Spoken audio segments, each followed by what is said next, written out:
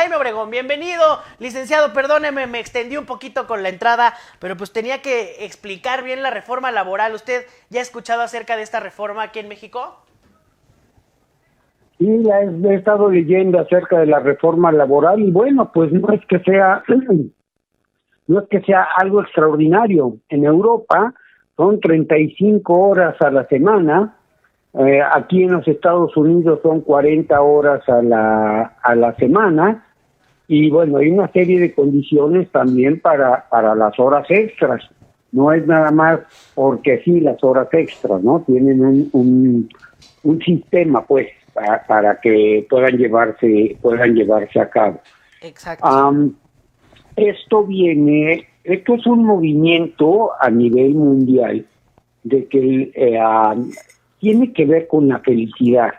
La gente, independientemente de que tiene que trabajar, tiene que tener tiempo para sí misma, para la familia, para disfrutar, y eso también ayuda mucho a los sistemas de salud porque baja el estrés laboral y obviamente baja el nivel de enfermedad, ¿no? Qué bueno que haya esa reforma laboral en México, porque amén de eso, según los estadísticos que yo he checado, México es de los países en donde más horas permanece la gente en los centros de trabajo, pero con la menor productividad. Y esto es un ranking a nivel mundial. Entonces, algo estamos haciendo mal para que eso pueda suceder.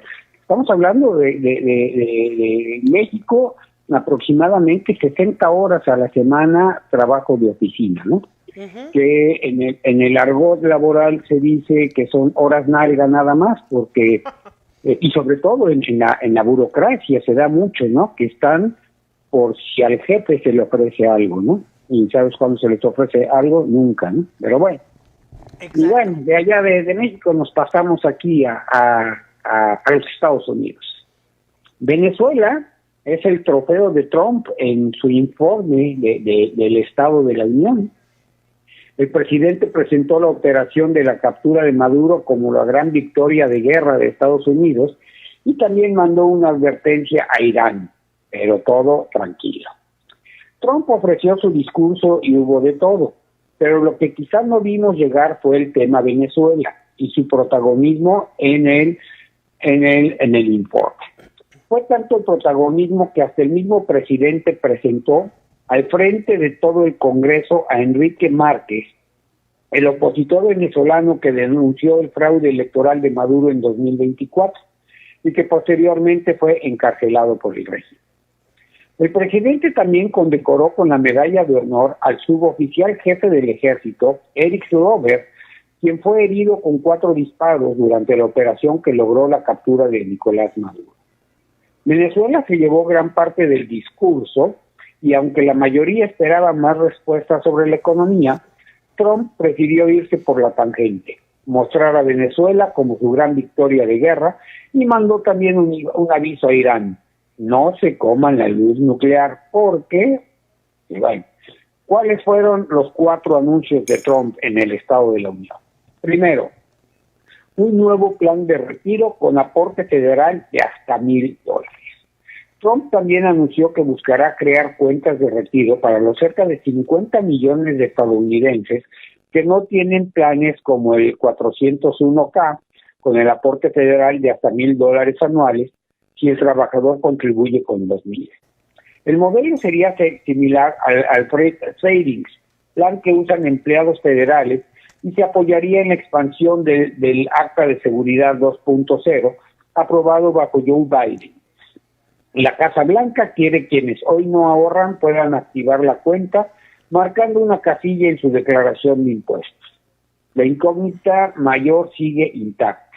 El fondo fiduciario del Social Security se agota en 2033 y el Congreso no actúa. O sea, estamos hablando de la crisis de pensiones que se viene para Estados Unidos, pero ya, o sea, estamos hablando de 7 años que ya tienen encima la crisis de pensiones. Yo me acuerdo cuando estaba en la universidad y que cuando llevábamos la materia de economía, que nos decían que el ahorro es la base el ahorro comunitario es la base del crecimiento, es la base de una economía, ¿no? Aquí en Estados Unidos, pues es el gasto, es el consumo, lo que es la base, pero bueno, ya están viendo que tienen que regresar a los principios básicos de la economía. Y bueno, el otro anuncio de Trump, el segundo, los aranceles podrían reemplazar al impuesto sobre la renta.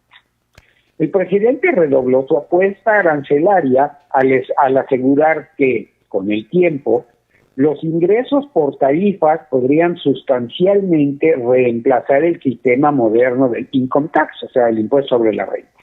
El problema, el impuesto sobre la renta generó unos 2.6 billones de dólares el último año fiscal, frente a cerca de 195 mil millones en derechos aduaneros.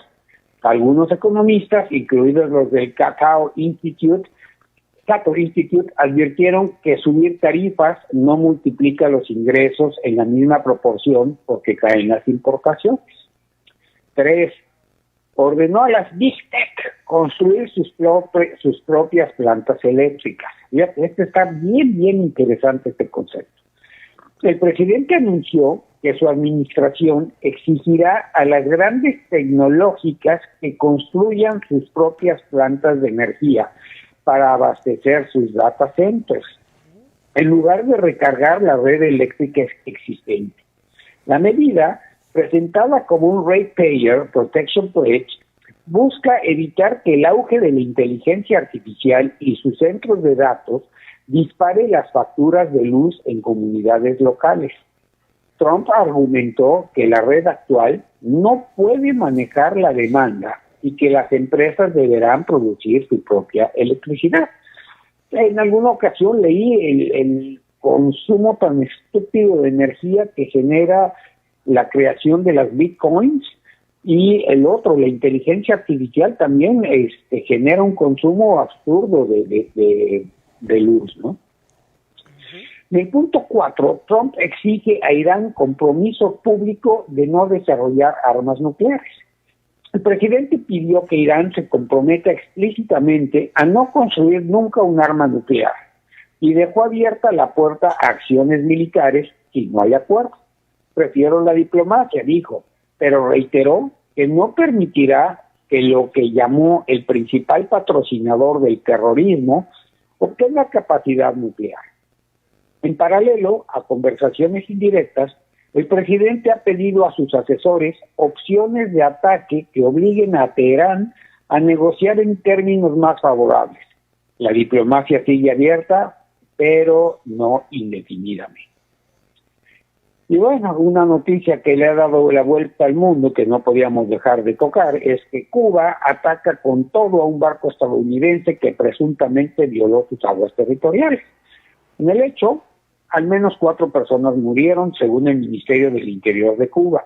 De las explicaciones, el secretario de Estado Marco Rubio dijo que se comenzará una investigación independiente antes de responder. Y bueno, en profundidad, ¿cuál es la otra historia que no se está contando en el operativo contra el Mencho, el líder del cártel de Jalisco? Que gran parte de las armas encontradas en el lugar donde hubo el enfrentamiento fueron contrabandeadas desde Estados Unidos. No es un dato nuevo, pero sí constante, y eso es lo que preocupa. Explico por qué el flujo de armas sigue intacto, cómo las diferencias legales entre México y Estados Unidos permiten que el río de hierro siga activo.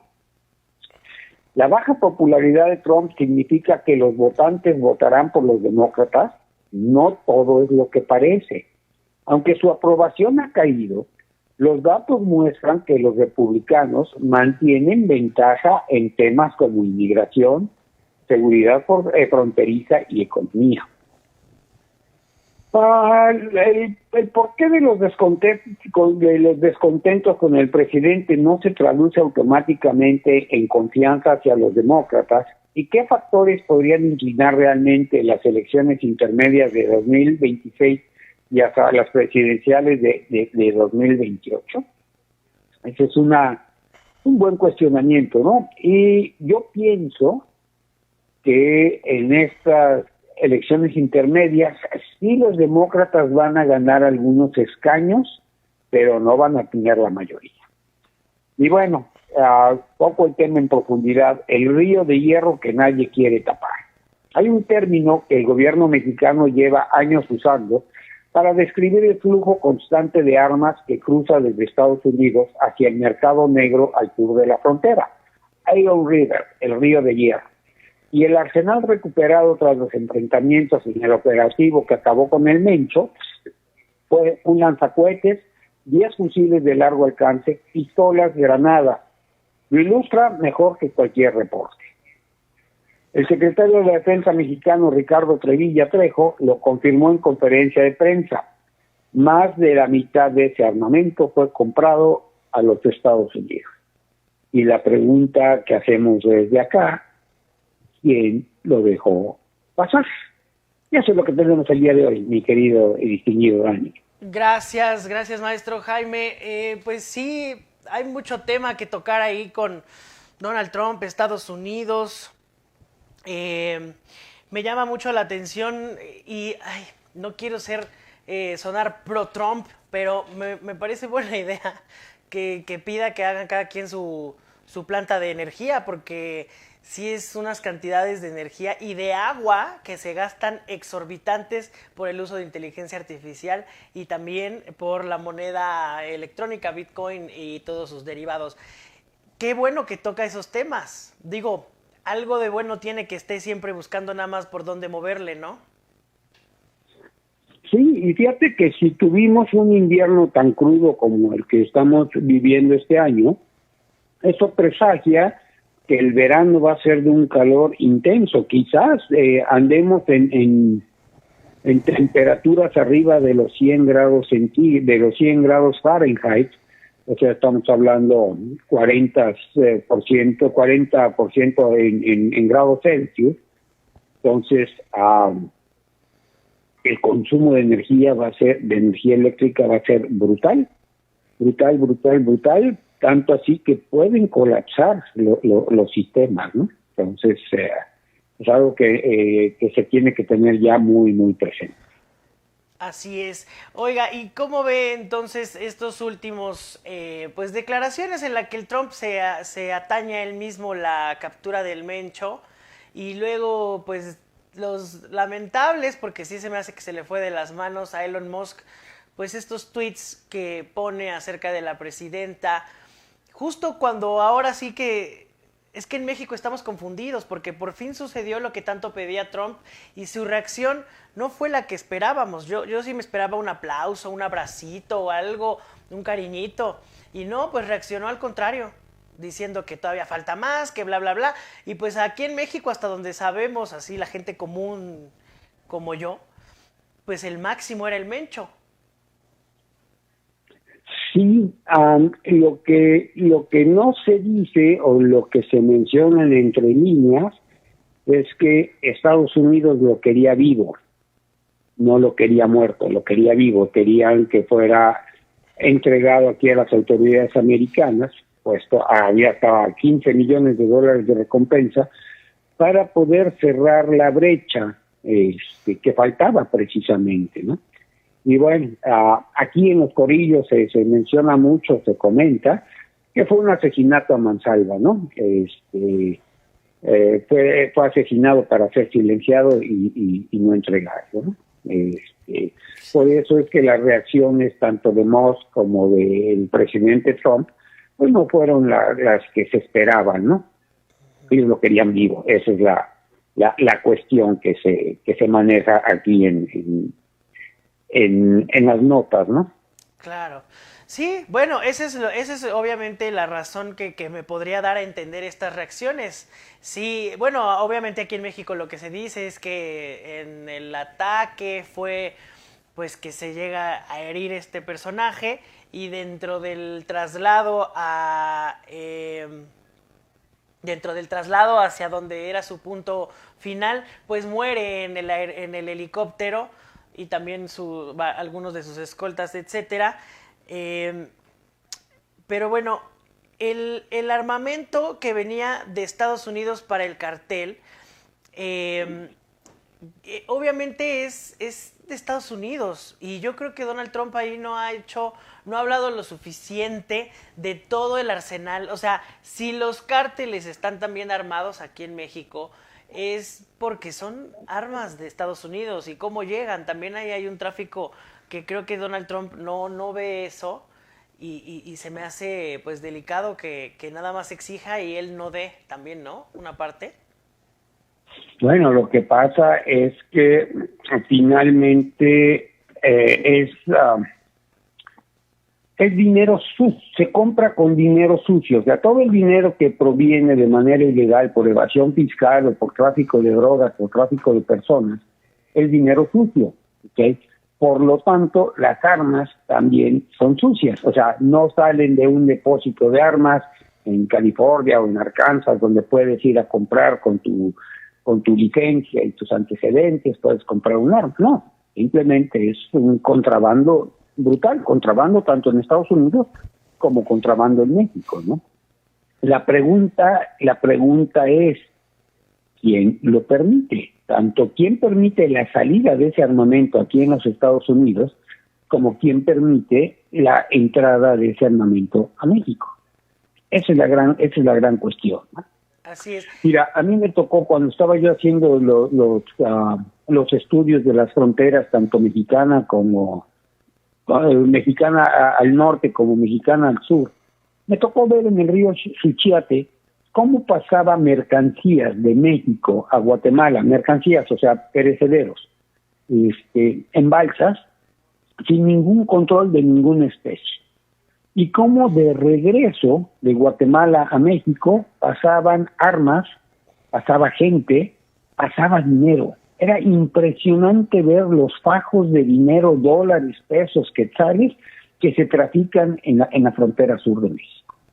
Algún día les platicaré otras cosas tremendas que vi cuando estaba haciendo esos estudios de la frontera en México, como a las mismas autoridades federales, municipales, estatales, como le quieras llamar, totalmente coludidas con el tráfico de personas.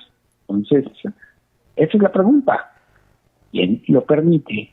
Y eso te estoy diciendo no fue en estos gobiernos. Estoy hablando como hace 20 años que estuve en las fronteras aquí en los estudios.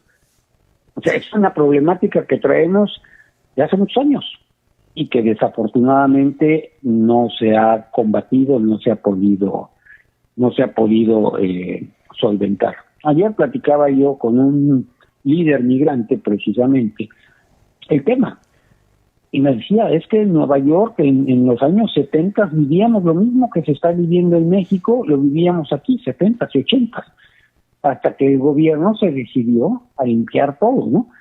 Y empezaron por policías, bomberos, conductores de autobuses, conductores de combis, a conductores de los sistemas de transporte. Y bueno, poco a poco fueron trabajando toda esa situación y los fueron sacando, ¿no? Los fueron extinguiendo esas grandes mafias. Siguen existiendo, sí, pero ya no gobernaban a la sociedad, que eso es mucho de lo que se habla aquí, que el narco gobierna en México, gobierna a la sociedad. No es que ellos no dicen, no es que sea un narco, que el gobierno sea narco, sino que el narco gobierna a la sociedad. No sé si me explico, ¿no? Sí, que tienen demasiado poder, y eso es real, los narcos tienen mucho poder, pero ahora estamos viendo este frente que le hace el gobierno de la presidenta Sheinbaum, que yo la verdad lo veo pues único, no había visto algo así. Algo similar pasó ahí con Ovidio durante el sexenio de López Obrador, pero bueno, pues por amenazas también se dejó ir. También con Calderón hubo ahí una detención también del Mencho y también lo dejó ir.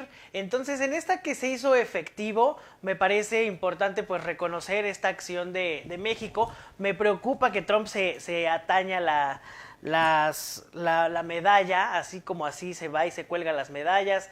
Y dije hace un rato que esperábamos un abracito de Trump o algo así, y sonó a como que le rendimos cuentas, y pues no, la verdad es que no.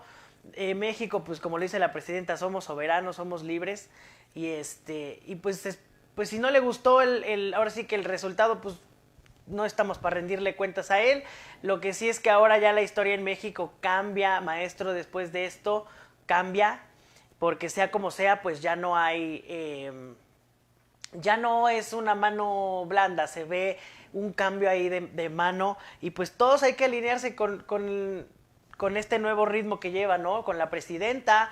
Creo que esto al contrario va a unir a México. Bueno, al menos yo así lo veo. ¿Usted cómo lo ve? Una conclusión y sus redes, por favor, maestro. Pues mira, esa es una esperanza que tenemos todos los mexicanos que radicamos en los Estados Unidos. Queremos ver a nuestro país limpio, queremos ver a nuestro país seguro, porque lo que vemos aquí en las noticias es prácticamente pura nota roja, ¿no? Y ojalá sea el principio del fin de estas actividades delictivas, ¿no? Ojalá. Porque además nos vienen eventos importantes, viene el Mundial de Fútbol y viene el tratado, la renegociación del Tratado de Libre Comercio. Entonces, el narcotráfico es parte de ese tratado. Y bueno, mis redes sociales, Jaime Obregón en Facebook y Good Eye Consulting en Instagram. Muchas gracias por compartir con nosotros. Un abrazo, maestro, hasta allá, hasta el otro lado del charco. Cuídense, un abrazo a todo nuestro gran auditorio.